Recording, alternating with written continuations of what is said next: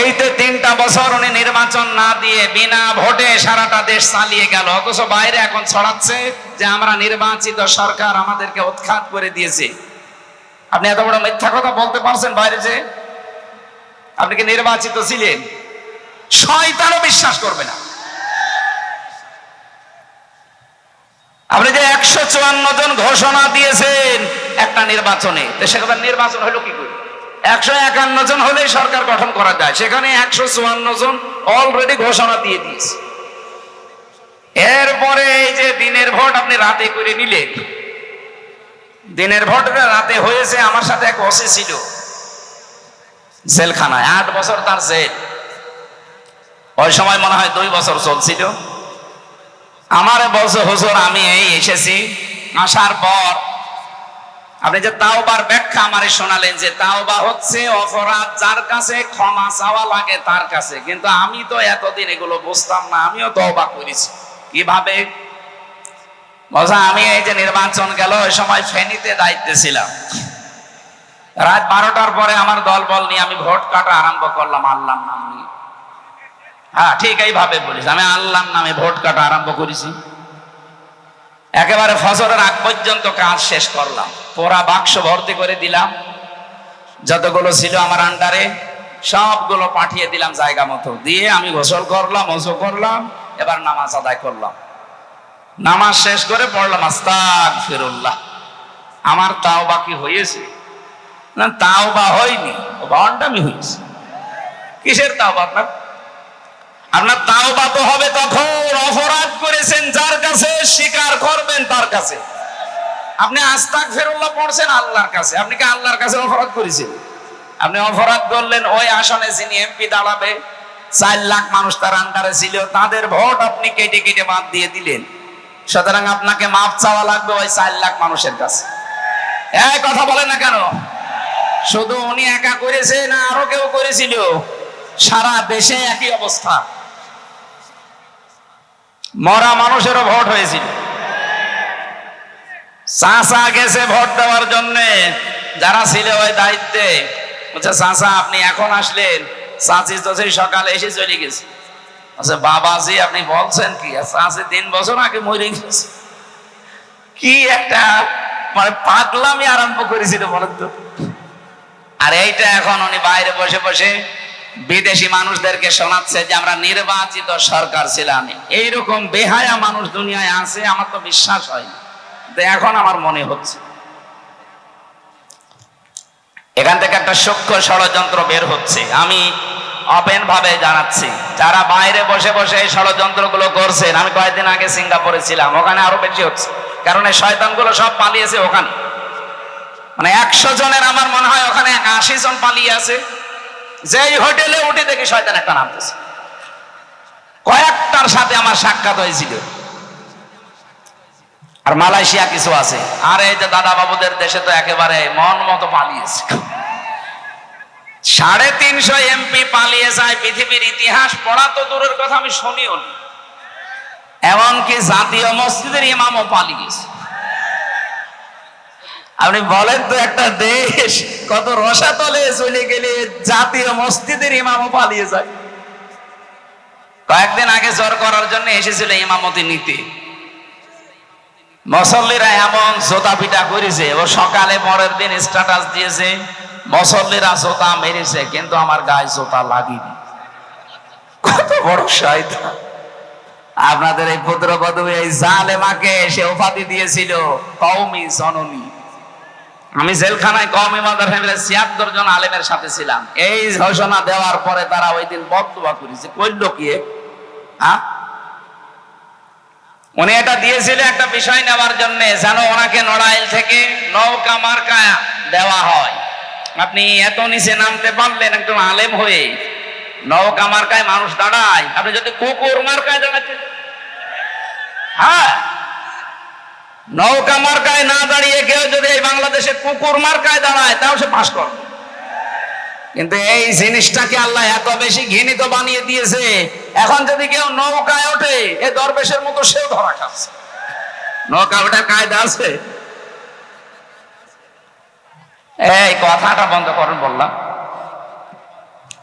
তাহলে আমরা এখন ওনাদের যেহেতু অনেকে বাঁচার জন্য মাঝে মাঝে ইঁদুরের গর্ত থেকে মুখ বের করার মতো চেষ্টা চালাচ্ছে, আমরা চাই আপনারা বাইসে থাকেন, কিন্তু আপনাদের এই ধোঁকা দিয়ে আমরা বোকা বানাতে চাই না। আপনারা চান সঠিকভাবে কিয়ামতেও যেন ধরা না খান। তাহলে কি করা লাগবে? না না, মাইকে মাইকলা কি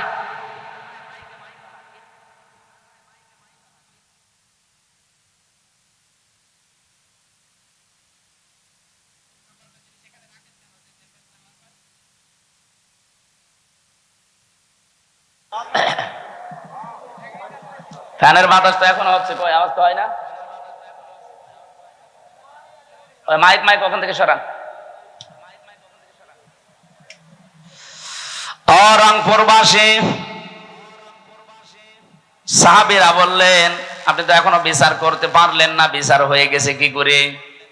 হযরত ওমর ছেলেটাকে ডাক দিলেন, আব্দুল্লাহকে বুঝ দিলেন, বাবা যে বিচার করেছি এটা দুনিয়া না, আখিরাতেও কাজে লাগবে। আমি যখন মারা যাব এই কাগজটা আমার কাফনের ভেতরে দিয়ে দিও। বিচার যেদিন শুরু হবে আমার জীবনের কিছুই যদি আল্লাহর ভালো না লাগে, পছন্দ না হয়, এই কাগজটা আল্লাহকে দেখিয়ে বলবো, রব্বুল আলামিন তোমার নবীর নাতি লিখে দিয়েছে আমি নাকি নবীর খাদেম ছিলাম, এই ওসিলা হলে তুমি আজকে আমারে মাফ করে দাও। তারা ক্ষমা পাওয়ার জন্য, মাফ পাওয়ার জন্য করকম ওসিলা খুঁজতো। আপনি দেখেন আমাদের কি আছে, এমন কোন গোপন বিষয় আছে যেটা দিয়ে আপনাকে আল্লাহ মাফ করতে পারে?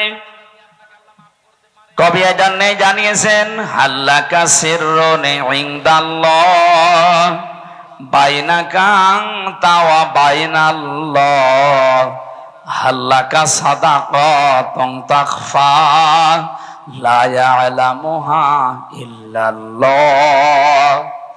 এ পৃথিবীর মানুষ, তোমার কাছে এমন কোন গোপন কিছু আছে, সেটা দান হোক, সাদকা হোক, ইবাদত হোক, যেটা আল্লাহ ছাড়া আর তুমি ছাড়া কেউ জানে না, যেটা আল্লাহ তোমাকে দেখিয়ে কিয়ামতে অন্তত মাফ করে দিতে পারে? আপনি কোনদিন কি একটা লম্বা সেজদা দিয়েছেন? আমি জেলখানার ভেতরে 3টা বছরে বহু মানুষকে পেয়েছিলাম। আমরা তো সেজদা দিয়ে 1.5 মিনিট 2 মিনিট করে, এক একজনের সেজদা পেয়েছি 1 ঘন্টা 1.5 ঘন্টা 2 ঘন্টা পড়ে আছে সেজদায়, মনে হচ্ছে মারা গেছে। আমির জামাত ডাক্তার শফিকুর রহমানকে দেখতাম সেজদায় পড়ে আছে 40 মিনিট 45 মিনিট 1 ঘন্টা, কি গো নড়াচড়া নেই। জিজ্ঞাসা করতাম, স্যার আপনি এত বড় লম্বা সেজদা দিয়েছেন, মাওলানা মামুনুল হককেও দেখেছিলাম এত বড় সেজদায় আছে, মনে হচ্ছে দুনিয়াতে আর নেই। মাঝে মাঝে আমার বলতো, হামজা এই লম্বা সেজদা দিয়ে আমার মনের ভেতরে একটা আলাদা শান্তি আসে, আমি যেন কিয়ামতে বলতে পারি, আল্লাহ একটা গোপন জিনিস আমার কাছে আছে, আমারে মাফ করে দাও। এটা লম্বা একটা সেজদা দিয়ে দেখেন কেমন লাগে। আজকে বাড়ি যেয়ে তাহাজ্জুদের নামাজ যদি পড়তে পারেন, 2 মিনিট 2.5 মিনিট না, একবারে 50 মিনিট একটা সেজদা দেবেন। সেজদার ভেতরে বাংলায় যত কথা আপনার মনে আসে সব বলবেন, কারণ ফরজ নামাজ আর ওয়াজিব নামাজ বাদ দিয়ে নফল নামাজে সেজদায় বাংলায় কথা বলা যায়। কথা বুঝতেছেন? নফল নামাজে সেজদা একটা লম্বা করে দিয়ে যত কথা আছে আপনার দুঃখের, কষ্টের, আশার, এই কথাগুলো জানাবেন। আল্লাহ পাক এই সময় এত বেশি কাছে আসে, এত বেশি খুশি হয়, বান্দা চাইলেই মনে হয় আমার আল্লাহ দিয়ে দেবেন। দুনিয়ার নিয়ম হচ্ছে, যার কাছে যত মহব্বতের ভালোবাসার জিনিস আপনি হন, 1 বার 2 বার 3 বার কোনো কিছু চাইলে সে যেই হোক রেগে যায়। আর আমার শানটা আলাদা, ওনার কাছে কেউ যদি বারবার না চায়, আমার আল্লাহ তার উপরে রেগে যান। আমরা আল্লাহর ক্ষমা পাওয়ার জন্য বারবার বিরক্ত করি। আল্লাহ পাকের শান এইটা, যতবার ক্ষমা চাবেন উনি ফেরেশতাদেরকে নিয়ে আপনাকে নিয়ে একটা গর্ব করবে। দেখ হামজারে নিষেধ করেছিলি বানাতে, আজকে দেখতো আমি কিছুই বলি নাই, রাত গভীরের সময় দুনিয়া ঘুমিয়ে আছে, ও আমার কুদরতি মায়ের সেজদায় পড়ে আছে। কাবা শরীফ যখন তাওয়াফ করে দেখলাম বহু মানুষ এই দোয়াটা পড়ছিল 6ষ্ঠ চক্করে, আল্লাহুম্মা ইন্না আলাইয়া হুকুকান ফিমা বাইনি ওয়া বাইনিকা। হে মালিক, কাবার সামনে নিয়ে বলছি আমি তোমার গোলাম, তুমি আমার মালিক, আমার ভেতরে তোমার ভেতরে বহু দেনা পাওনা বাকি আছে, আমি বান্দা হিসাবে যা পাওয়ার কথা তুমি তো আমাদের সব দিয়েছো। আমাকে নেই থেকে হামজা বানিয়েছো। তুমি আমাকে সেই মাটি মায়ের গর্ভ থেকে শুরু করে সাইফুল বানিয়েছো। দুনিয়ায় আমাকে কেউ চিনতো না, আমার নাম গন্ধ ছিল না, অথচ আজ আমার একটা নাম আছে, আমার একটা পজিশন আছে, আমার একটা সম্মান হয়েছে। পৃথিবীতে উল্লেখ করার মতো বহু কিছু তুমি আমারে দিয়েছো। আমার যা যা অধিকার ছিল সব তুমি আদায় করে দিয়েছো, কিন্তু তোমার প্রতি আমার তো সে হক সব দিয়ে দিলে। আমি বান্দা হিসাবে আমার উপরে তোমার কিছু হক আছে, আমি তো কিছুই দিতে পারিনি। নিজের দিকে তাকিয়ে বলেন তো আল্লাহকে আপনি কি দিয়েছেন? কিয়ামতের ময়দান আল্লাহ যখন বিচার শুরু করবে, আল্লাহর বিচারে কিন্তু অবিচার নেই। আছে না? নেই। আল্লাহর বিচারে কোনো অবিচার নেই। আল্লাহ যদি ন্যায় বিচারও কারোর সাথে করে, কেউ জান্নাত পাবে না। কথা বলছেন না কেন? আল্লাহর বিচারে কোনো অবিচার, জবাব দিলেন না? আল্লাহর বিচারে কোনো অবিচার, ন্যায় বিচার করলে জান্নাত পাবেন না, কেউ পাবেন না। হ্যাঁ, একটা মাত্র পথ খোলা আছে, আল্লাহ যদি দয়া করে ক্ষমা করে দেয়। এই জন্য কাবার সামনে নিয়ে মানুষ এই কথা বলে ষষ্ঠ চক্কর দেওয়ার সময়, আল্লাহ তোমাকে দেওয়ার জন্য আমার যা দরকার আমি কিচ্ছু দিতে পারিনি, যাই দিয়েছি সব ত্রুটিপূর্ণ, সব ত্রুটিপূর্ণ, ত্রুটি দিয়ে ভরা, ভুল দিয়ে ভরা। আমি যতটুকু টোটাফাটা ইবাদত করেছি, অনেকে লোক দেখানো করে ফেলেছি। ওর ভেতরে রিয়া ছিল, অহংকার ছিল, অনেক ভুল ছিল, ভ্রান্তি ছিল, কিন্তু একটা সম্পদ আমার কাছে আছে।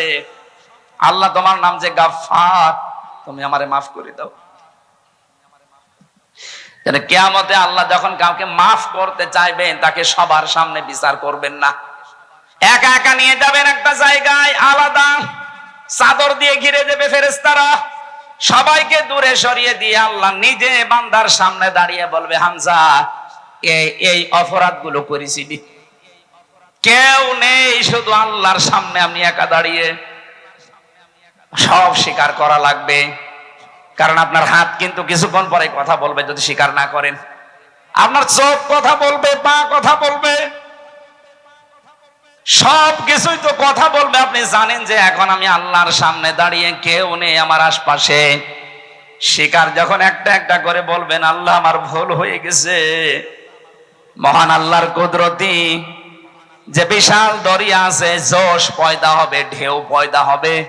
আল্লাহ যেন শেষে কথা বলবে, সূরা জুমারের তাফসিরে আছে, আল্লাহ পাক যেন শেষে বলবে, বান্দা যা আমি তোরে মাফ করে দিলাম। কাউকে বলার দরকার নেই, এটাকে প্রচার করার দরকার নেই, কাউকে বলারও দরকার নেই, যা আমি তোরে মাফ করে দিলাম, আমার বানানো জান্নাতে চলে যা।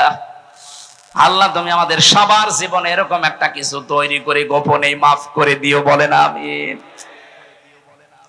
মাঝে মাঝে আমার 33 বছর বয়স, একা একা যখন থাকি, এই কথা আমার বেশি মনে হয়, আল্লাহ এখনই যদি মারা যায়, তুমি যদি তোমার সামনে নিয়ে বলো, হামজা 2024 সালের সেপ্টেম্বর 30 তারিখ পর্যন্ত তোরে মাফ করে দিলাম, যা হিসাব দেওয়া লাগবে না, শুধু অক্টোবরের 1 থেকে 31, এই 31টা দিনের হিসাব দিয়ে জান্নাতে চলে যা।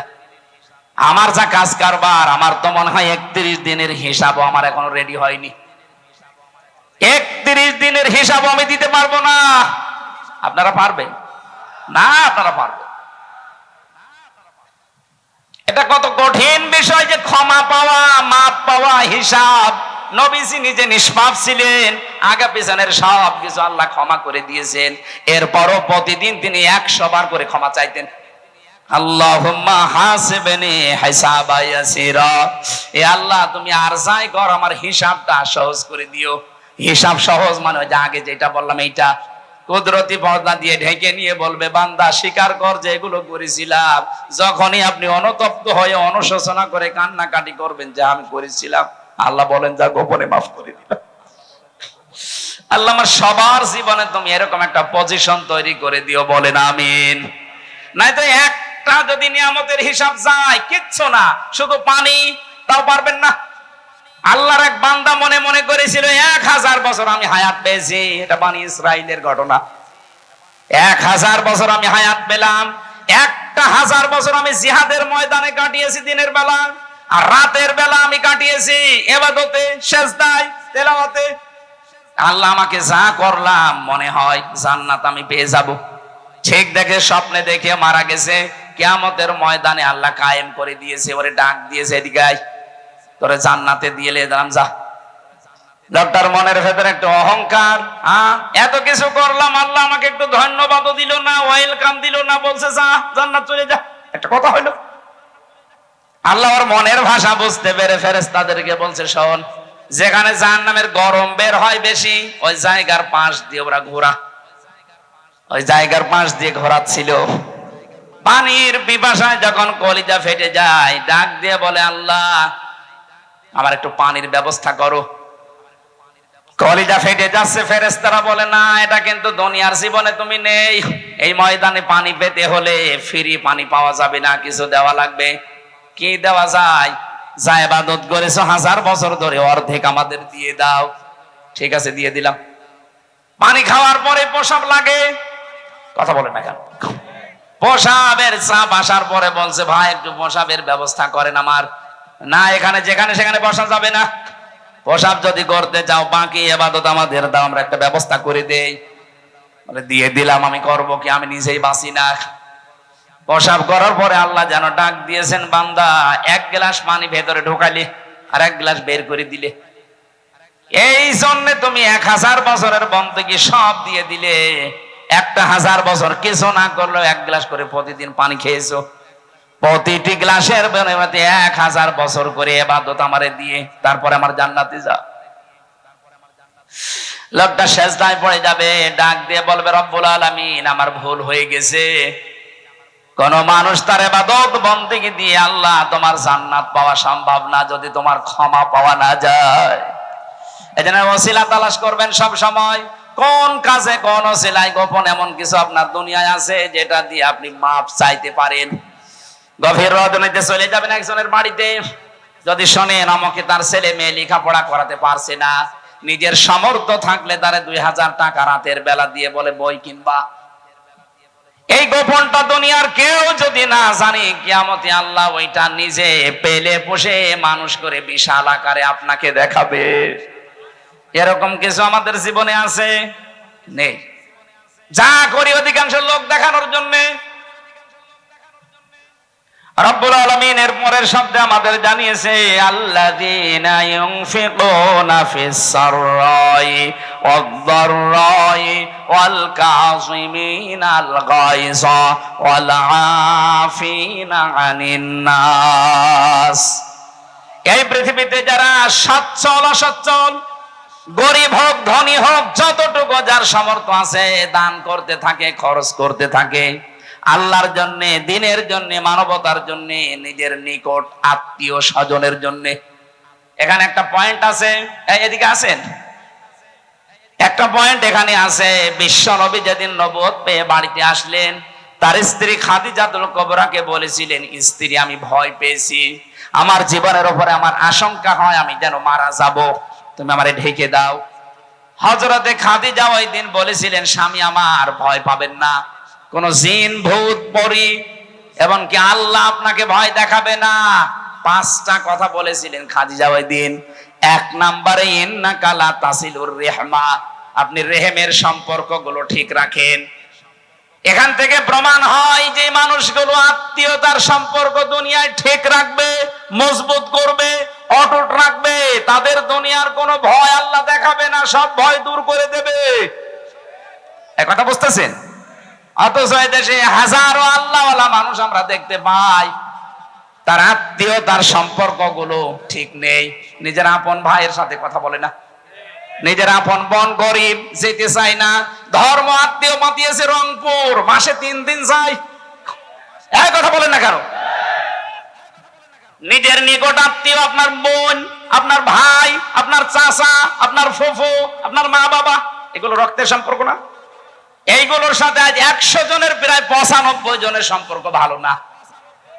এই সম্পর্ক নষ্ট করার পেছনে যারা দায়ী তারা আমাদের বউ। এটা আবার বেশি বলে ফেললাম নাকি? না না, বেশি বলিনি, এইটাই হচ্ছে। 100টা পরিবারের 80-90টা পরিবারে এখন বোর কারণে আমরা রক্তের সম্পর্কগুলো নষ্ট করে ফেলি। সম্মানিত মা বোনেরা, মনে করছেন আমি নামাজ পড়ি, রোজা করি, আমি কালো বোরকা পরে থাকি, আপনি কালো বোরকা পরে করবেন কি? আপনার স্বামীকে যদি বাধ্য করান যে আপনার ভাই বোন মা বাবা এদের সাথে দরকার নেই, যা আছে তুমি আমাদের নিয়ে, আমার মা বাবা নিয়ে থাকো, আপনি নিশ্চিত জাহান্নামী। নবীজি বলেন, কোন স্ত্রী যদি চাই, এটা কামনা করে যে আমার স্বামী আরো বেশি দিন বেশি থাক, আমার স্বামীর সম্মান, আমার স্বামীর ইজ্জত মর্যাদা, টাকা পয়সা, অর্থ দুনিয়ায় আরো বেড়ে যাক, সে যেন সব সময় তাকিদ দেয়, স্বামী যা করো সম্পর্কগুলো ঠিক রাখো। আরো ওরা সম্পর্ক নষ্ট হয় কি করে, সেই কাজ করে। আপনার নামাজ রোজা এই পর্দা পশিদা সব মাঠে মারা যাবে, কিচ্ছু কবুল হবে না। আজ হাজারো স্ত্রীর কারণে সন্তান তার মা বাবাকে বৃদ্ধাশ্রমে পর্যন্ত রেখে আসছে। গত পরশুদিন আমার এই যে কিশোরগঞ্জ, নীলফামারী কিশোরগঞ্জ বৃদ্ধাশ্রমে মাহফিল ছিল, কত মা বাবা বসে আছে লাইন দিয়ে। কয়েকজনকে জিজ্ঞাসাও করেছিলাম, বড় বড় অফিসার সন্তানগুলো মা বাবাকে রেখে গেছে এখানে। কোন সন্তান জীবনও চাইবে না যে আমার মা বাবা বৃদ্ধাশ্রমে থাকুক, এটার জন্য বাধ্য করে ওর বউ, আর ওই বউকে কান পড়া দেয় ওর বউর মা আর ওর বড় বউ। এটার সাথে একমত আছেন কারা? স্বামীরা হাত তোলেন তো। সবগুলো ধরা পড়ছে। বাড়ি যাবেন আজকে আপনি, এই যে রেকর্ড হচ্ছে, ভিডিও ধরবে, আপনার খাবার বন্ধ করে দিবে। নবীজি বললেন, স্বামী স্ত্রী স্বামীকে শোনাচ্ছে, আপনি রক্তের সম্পর্ক ঠিক রাখেন, আপনি ভয় পাবেন না। স্ত্রী বলছে আপনি মানুষের বোঝা বহন করেন, আপনি ভয় পান কেন? মানুষের কষ্টের বোঝা, ঋণের বোঝা, দুঃখের বোঝা আপনি বহন করে দেন, আপনার ভয় নেই। মনে হচ্ছে যে ও মাফ করার টেন্ডেন্সি নিয়ে বসে আছে, অথচ কোরআন আর হাদিসের বর্ণনা সাফ, এটা রেকর্ড হচ্ছে, কালকে সারা দেশে যাবে।